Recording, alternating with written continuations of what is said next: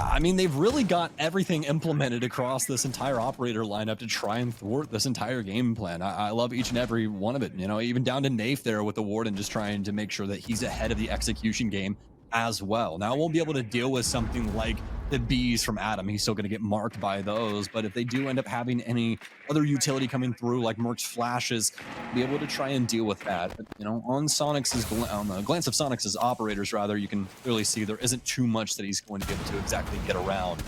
35 seconds remain here for the Soniqs as they're trying to work their way in through Church. They know they've got to get something going for themselves here. Some pre-fires downrange towards blue for Merc.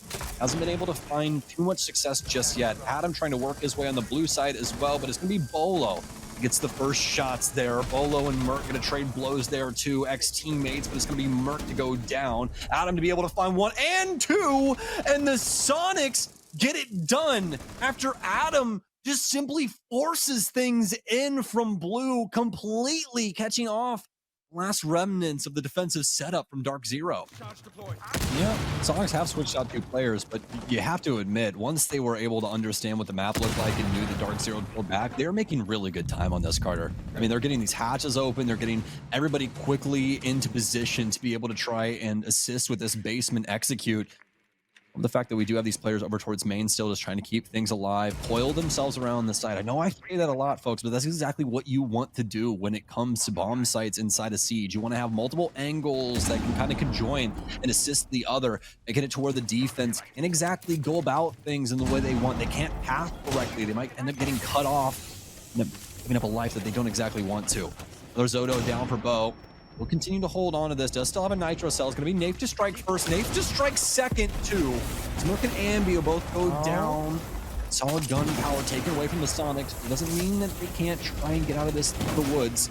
24 seconds remain, and Nafe is putting them to the sword. A triple kill for him as he's been a bandit in the night so far, stealing this round away.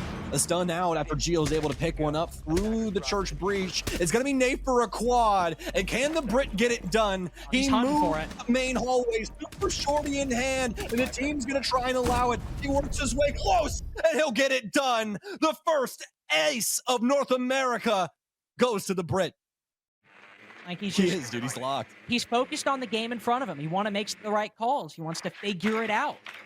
And if he's got to put his camera on an angle that is, you know, only looking at the skilling and some origami birds. It's a little obtuse.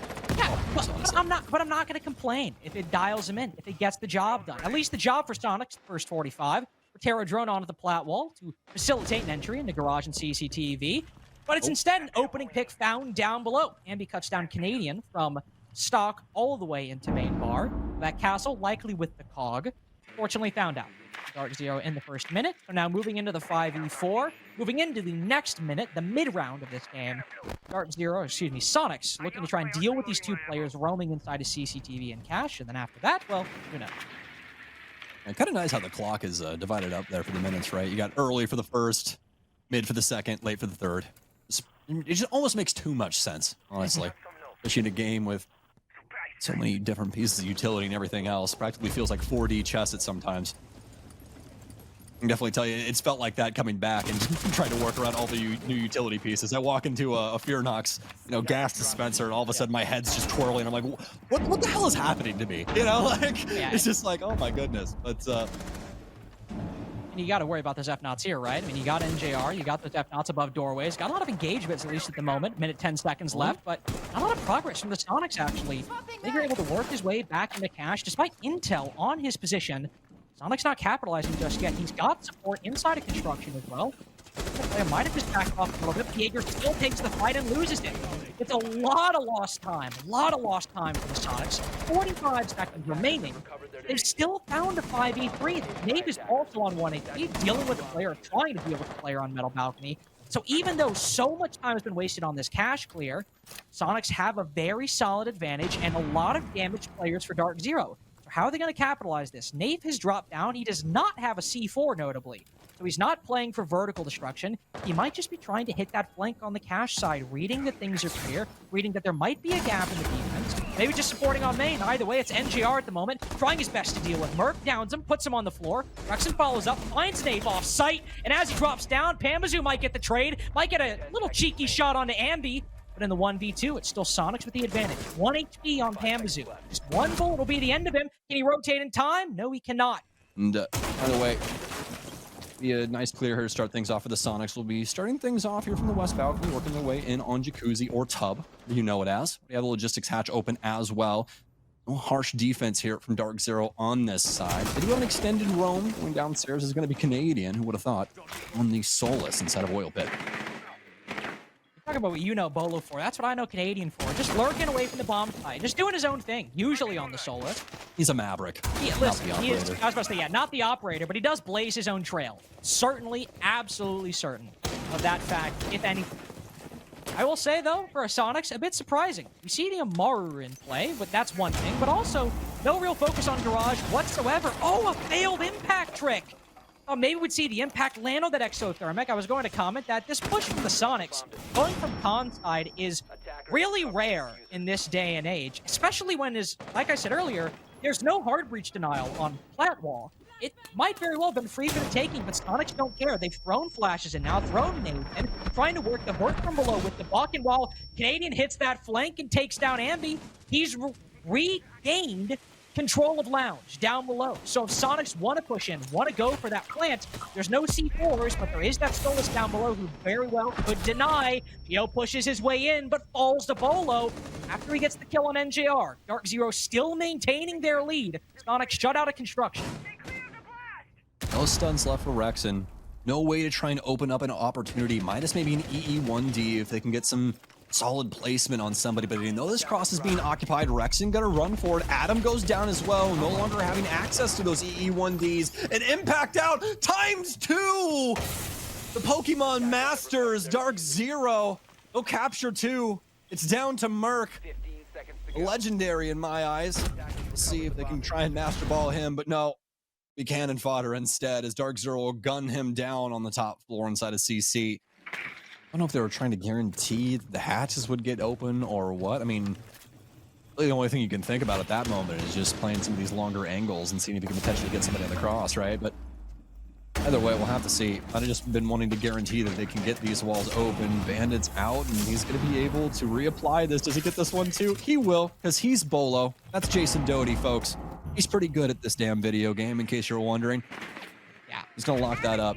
Complicates things for the Soniqs, but Adam, express delivery to Bo as he'll get taken down from range. Adam with the Chris Kyle shot, or more like Christina in this regard. Ambi with a nice shot as well onto Nafe. Adam has the potential to get another one here in blue. He does. But again, I'm just sitting there like, surely doesn't get one with the sniper, right? I mean, such a ridiculous shot in the first place. No way. It's Merc finding 2. Canadian NGR cut down in 2 different bomb sites. Pambazoo's found out. Look at Adam. He knows.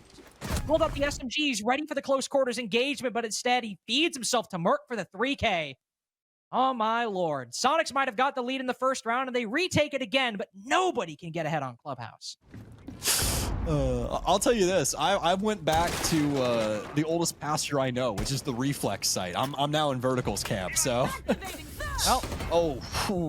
Oh. Ambi wasn't get it done initially. Ambi wasn't even alive when the ACOG was useful in the game, so. I mean, this is just new territory for him. Not familiar Actually, I can tell you, sadly, for me, sadly it's not, because Ambi's been playing this game since he was like 10 years old, and also he's been taking my ELO since he was like 10 years old. So, oh, well, that's just like that, folks. Just like that. Just put a photo of my head over Pambazoo right there. That's how it usually ends up for me too. R6 and Pix. What's the account? R6. R6 picks before, unfortunate. I don't know, something like that. Well, you know what Twitter account I'm talking about? Did we get a shot of that drone with a Solus and a Bandit looking at it, and the Bandit breaks mid-sprint to sprint into Ambi for the 5v3? I think that'd be worthwhile. Dude, a request right from the casting desk. I mean, it better get done. We'll sue. I promise. Like, pursue legal action here. Same for the Soniqs, as they're trying to work their way in, but constantly getting their game plan thwarted. Looked like what had some gusto, but now it does most definitely. Is Soniqs find a trove, and I mean literally a trove of DarkZero bodies, and they catch every single one of them. DarkZero wanted the smoke, they got all of it. The Soniqs, they're brewing up a storm. Halfway through the round now, though, is Sonic still chomping at the bit to see what DarkZero are going to do with these opening moments. All we've seen is the opening of the jacuzzi wall, and obviously Beaulo holding that flank outside main stairs. We'll see if DarkZero try to apply pressure to different positions. Amazoo, yep, I was about to say all the way down below. Thought for a second he was in Logi, but smoke canister and the bees go out. Maybe we'll see some quick control. I think Pamazoo just down in kitchen trying to put pressure on anybody playing upstairs, but all DarkZero get on that entry is 1 for 1, and then the C4 and the all the follow-up. Just a bit of a half-cocked entry into the logistics hatch. Nafe now by himself. The flash actually bounces like 8 times and then lands right in front of Nafe's face. So recovering the momentum, stopped a little bit. Both have joined forces over by the main stairs position. I think Soniqs have realized this, though, as you can see them all rotate over to the construction side. Ambi even dropping down. See if he can catch anybody by main stairs. Also, maybe look up through the con hatch, depending on where DarkZero decide to go for the plant. Just a ridiculous situation. Now they see him down below. They've got time to hunt him. Amazoo win this 1v1. No, he doesn't! Oh my god! Ambi fries him. Now it's just Nafe in the 1v3. Very rough attacking round to start the side swap for DarkZero, as Nafe can't even find the one seemingly gifted to him. 5-2 for Soniqs. It's Geo on the mute, I believe. Yes, it is. Now he's backed off a little bit. Not pushing things too aggressively, especially on that close angle. If he's got the shotgun, which surely he does, to be a favorable engagement against NJR, especially as he does have those Z pings. Still a very quick turnaround time from acting on that intel, then reacting to the shotgun in your face. No, they never drone Merc! I'm sitting here talking about Geo. I kind of just assumed they followed up onto the Vigil for intel. Geo might fall. They've missed the forest for the trees. Vigil still inside a bar, still applying pressure to DZ. I mean, there's still something on the horizon, and they're looking for it. The SMG-12 betrays Merc up against his ex-teammate, Beau. I mean, unlikely the only suitable one to take him down in that scenario. So it was hot to trot there, but finally was down. Round 8, DarkZero able to finally find some stable ground. But man, what a moment there. Something you do not expect out of DarkZero. Something like a mist drone happening inside of the bar section. Yes, it's difficult to try and deal with a Vigil on roam, but Carter, look at the amount of time that we've already had extended or expended in this round, right? About 1:10 is when all that goes down. The ERC-7 backpack does not last that long. You can try and make some discovery when that thing is on cooldown. DarkZero just simply circumnavigate it, don't really give the respect over to the Soniqs, especially Merc, that he deserves. He's one of the only players that does stuff like this to this day with an op like Vigil. The rest of the competitive scene goes, hey, this operator, it's very selfish. Yeah, well, guess what Merc's doing? He's wiping out your whole team with it. And of course, we try to see Canadian recover that lost ground, but Rexon just holding AKs. There's the work done by Merc early on, even though it's a 3v3, even though it's even man count. DarkZero don't have enough manpower to make use of the remaining time that they have. Beaulo might find one, but where's the case? Where's the diffuser? It's stuck in blue on a push that has long since expired. Okay, DarkZero. Players inside of construction. Have 3 over on this end. JR still actively on that drone. No positioning here for Garage. Be quite a big deal, but JR is going to open up the gates now. Merc will be the first one to go down. Adam, more than likely in the most powerful position available to the defense at the current moment, and it's going so very wrong. He can't find a single angle that's favorable for him, and Ambi is going to have to try and right these wrongs that we just saw go down. Nafe does have an opportunity to try and get this plant, but Geo on this clash. This might be the clutch moment. This might actually be a round win, but Ambi, he's not underneath to try and assist with this. Can't exactly get a hard ping on that, so I respect that. They're going to have to try and go about this more cannon fodder than anything. Geo with the gun out. This SMG in hand, it's so very solid, ladies and gents. A great gun. It does a lot of damage, but he's not able to get things to go his way under green box. Ambi's going to have to try and step up to the plate. He knows one's here. He knows one has to be on red. Last one more than likely has to be over on the con side, but now it's just up to Geo. And with very minimal time, and Beau and Pamba having a beautiful cross here. Oh, this might be all she wrote. They'll be able to clean those up, but on such little time, all Beau has to do is just play things out appropriately here. Wait, what? He's underneath. Wait, this no! might actually, there's no out. No! No, Beau, no. No! Goodness gracious. That is the most insane finish to a game in the NAL that we have had in a very long time, ladies and gentlemen. I mean, we're overthinking it, boys. We got 3 seconds left, and we're dropping. He had to have fallen accidentally. Like that's the only no way, solution right? I could think of. Like, Yeah. like this is Beaulo, right? This is a world champion player. 3 seconds until Geo can't, like, has to fall off the diffuser, has to stick it. 3 seconds until that point, and he drops con hatch. That had to have been an accident. Yo. I talk about it once, no more, no mas. Uno, no mas. So we were fighting them, okay? Green box, red, me con. I was holding green door.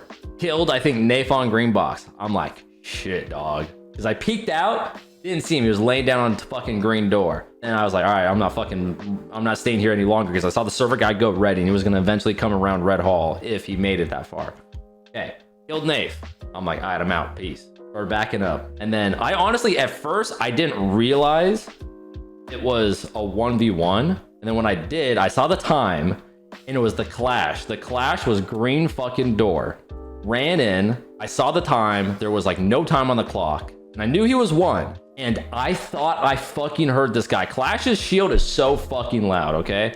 So loud. I thought I heard him running to me con. I thought he was, instead of when he went to green box, the defuse, I thought he was going green box to con to fucking run and kill me because he was fucking moving. I was like, all right, he literally, if he swings through this door and tries to kill me, I win the round. Literally win the round because the time, there's just no time. Instead, he was fucking hopping on the plant. The audio I heard was just him fucking going to green box and fucking defusing it. Oh well. Oopsies. But another thing is we weren't playing that game fucking well enough to even, like, you know, who knows? Maybe there would have been a comeback. It was a fucking troll job. I should have just taken the fight. I was fucking playing it like, oh, there's no way this guy fucking tries to stick this. That's another thing, guys. The observers, they don't fucking paint the picture. I heard a fucking elephant stomping on my fucking door, running to me to kill me. I'm like, peace, bro. Fucking peace. Oh well, we learn. GG, go next.